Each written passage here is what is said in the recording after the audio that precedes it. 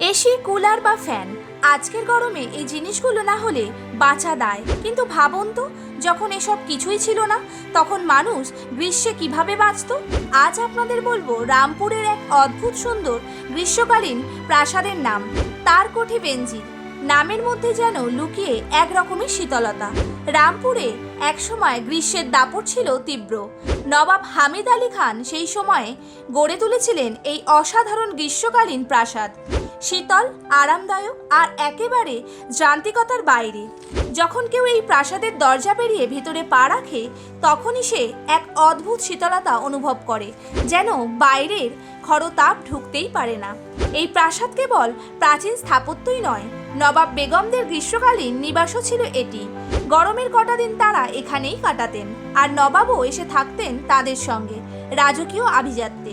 Indo ইউরোপীয় শৈলীতে নির্মিত এই কোঠি বেঞ্জির আজও বহন করে সেই সময়ের বুদ্ধিমত্তা আর রুচির পরিচয়।